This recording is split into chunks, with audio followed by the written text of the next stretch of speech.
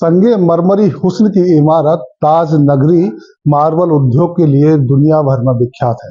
एक और संगे मरमर से बनी हुई बेहद खूबसूरत इमारत ताजमहल दुनिया भर के पर्यटकों को के मन को मोहती है। और जब जो पर्यटक आगरा संगे मरमर की इमारत ताजमहल का दीदार करने आते हैं, उस संगे मरमर पर की गई पच्चीकारी के दीवाने हो जाते हैं। बड़ी बारीकी से उसका दीदार किया जाता है और डिजाइन को समझने की कोशिश की जाती है, क्योंकि ये इतना बारीक काम है, इतना बेहद ही मेहनत का काम है जो आपको नजर आता है। और हम आपको यहाँ दिखा रहे हैं आगरा की मार्बल इंडस्ट्री में। मार्बल इंडस्ट्री में बहुत ही बारीकी से काम किया जाता है।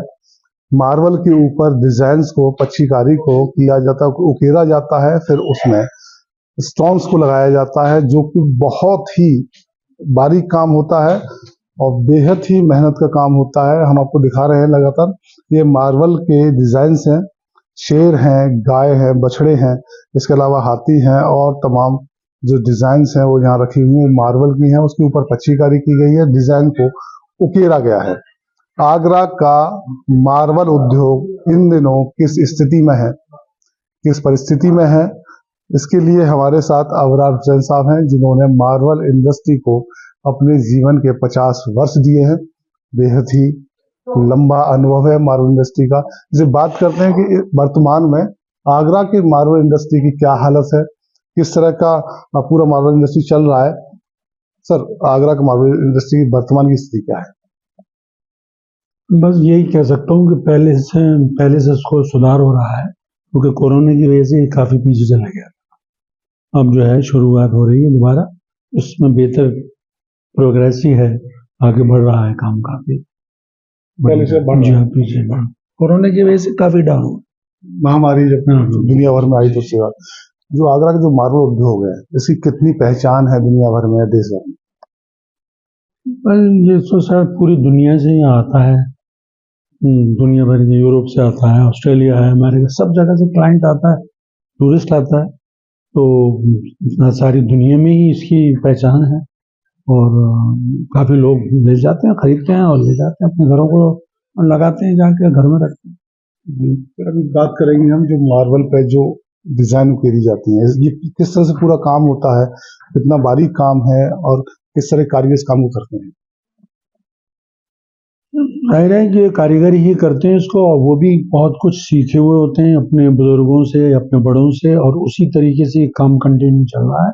जैसे पहले था उसमें इम्प्रूवमेंट ही है, और अब जो है काफ़ी दूसरे डिज़ाइनों में भी काफ़ी चीज़ें बन गई जो कि है ताज से रिलेटेड ही, लेकिन पहले बस मखसूस काम होता था, अब जो है काफ़ी काम होता है और इनमें प्रोग्रेस ही चल रही है और भी डिज़ाइन काफ़ी बन रहे हैं। और आपका एक लंबा अनुभव है इस काम से जुड़े हुए, आपने बड़े लंबे समय से इस काम को देखा है, किया है। तो अगर हम बात करें कुछ वर्ष पुरानी, कुछ वर्ष पहले की अगर हम बात करें, उस दौर में और आज के दौर में आगरा का मार्बल उद्योग कहाँ है, किस स्थिति में? मैं तो यही कहूँ कि बेहतर स्थिति में है अब, क्योंकि जब मैंने आपसे कहा ना कि ये तो एक यहाँ के अलावा और कहीं होता ही नहीं काम। अगर पच्चीकारी भी जहाँ मार्बल का काम, मार्बल तो बहुत है, जाहिर है राजस्थान में भी है, सब जगह, लेकिन जो इसकी बारीकी है काम की वो सिर्फ आगरे से रिलेटेड है और यहीं के कारीगर सब लोग यहीं से बनाते हैं और यहीं से सारी दुनिया में ये जाता है। इसका दुनिया भर में सप्लाई इसकी होती है। जी जी।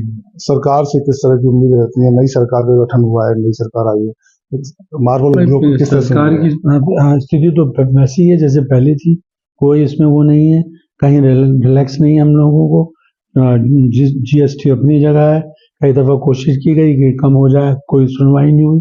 हम लोग जो भी यहाँ के व्यवहार मंडल है, कई लोग गए हैं, लेकिन अभी इसमें बस आश्वासन होते हैं, लेकिन उस पर कार्रवाई नहीं। लेकिन अब नई सरकार का गठन हुआ है, अब क्या होता है देखिए, कोशिश फिर जारी करेंगे, फिर होगा, देखिए। उम्मीद तो है, आदमी उम्मीद तो लगाते हैं नई सरकार से, या जो भी कोशिश यही रहती है कि एटलीस्ट कुछ गवर्नमेंट की तरफ से अगर हो जाएगा तो उसमें काफ़ी और भी इम्प्रूवमेंट हो कारोबार। GST को लेकर सरकार से आप मांग कर रहे हैं कुछ रियायत दी जाए? सही बात है, 12% कई चीज़ों में और भी होता है तो ये बहुत है, क्योंकि सारा दारोमदार मजदूरी के ऊपर है, क्योंकि ये काम मशीनों का नहीं है, ये तो हाथ का काम है। आज भी हाथी से काम होता है।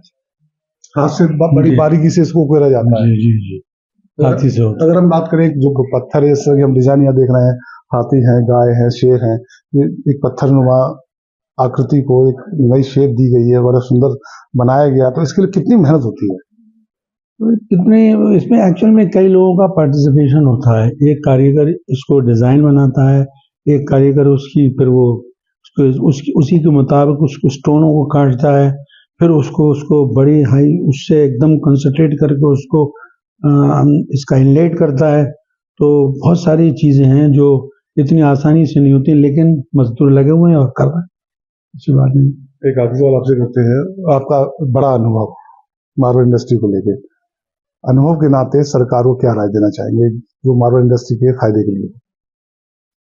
और मैं तो यही कहूँगा कि इसमें इम्प्रूवमेंट यही है कि बड़ी बड़ी जो भी गवर्नमेंट की तरफ से हमें कुछ सहायता हो, जैसे लोन है या जो भी है वो हो, जीएसटी कम हो, तो इसमें बहुत इम्प्रूवमेंट होगा, क्योंकि इसकी डिमांड तो रहती है हर वक्त, लोग आते हैं यहाँ पर। जाहिर है इस टाइम तो नहीं आते हैं क्योंकि गर्मी है, लेकिन अक्टूबर से और काफ़ी रहता है काम तो। लेकिन बात वही है कि अगर हमें उसको और उसको देना है तो इसकी कुछ कॉस्टिंग कम हो, जीएसटी कम हो, ये और भी अच्छा चले, और उसमें सरकार की जरूरत है, सरकार की हेल्प की जरूरत कि सरकार जो सब्सिडी वगैरह अगर देती है तो उसमें इम्प्रूवमेंट और अधिक है। जी आएगा। बिल्कुल बिल्कुल होगा, जाहिर है आदमी ज्यादा विदेशों काम में, बनेगा। हाँ, विदेशों में किस तरह की डिमांड रहती है इसके लिए? विदेशों में एक्चुअली क्या है कि ये जैसे कि छोटे छोटे आइटम्स हैं, ये तो डेकोरेशन में काम में आ जाते हैं और लोग ले जाते हैं उसके लिए, प्रेजेंटेशन वगैरह के लिए। लेकिन ये जो आप देख रहे हैं ना काम, ये जो है बड़ा काम जो है, ये घरों के अंदर भी लगाते हैं लोग, अपने घरों के अंदर लगवाते हैं, यहाँ से कारीगर चले जाते हैं, वो वहाँ काम करके आते हैं, इस तरीके से ये बड़ा काम वहीं होता है। यानी मार्बल उद्योग का भी उम्मीद है? बिल्कुल उम्मीद है, बिल्कुल उम्मीद तो करेंगे भाई, क्योंकि हमारा काम ही यही है। अब ये तो है नहीं कि हम इसको छोड़ कहीं और चले जाएंगे, जब 50 ईयर्स हम हैं तो करेंगे इसके अंदर ही। तो ये हमारे साथ अब्रार हसन साहब से, जिन्होंने 50 वर्ष का अनुभव है मार्बल इंडस्ट्री का, लंबा वक्त दिया है मार्बल इंडस्ट्री को, और बड़ी ही बारीकी से इस काम की जो बारीकियां होती हैं उस बारे में उन्होंने हमें रिव्यू कराया, उसके बारे में बताया। साथ ही सरकार से मांग की है कि इसमें सब्सिडी और लोन की सुविधा के साथ साथ अगर जीएसटी में भी कुछ रियायत मिलती है, कुछ छूट मिलती है, तो मार्बल इंडस्ट्री और भी आगे तेजी से आगे बढ़ सकती है, जिसकी विदेशों में खासी डिमांड रहती है।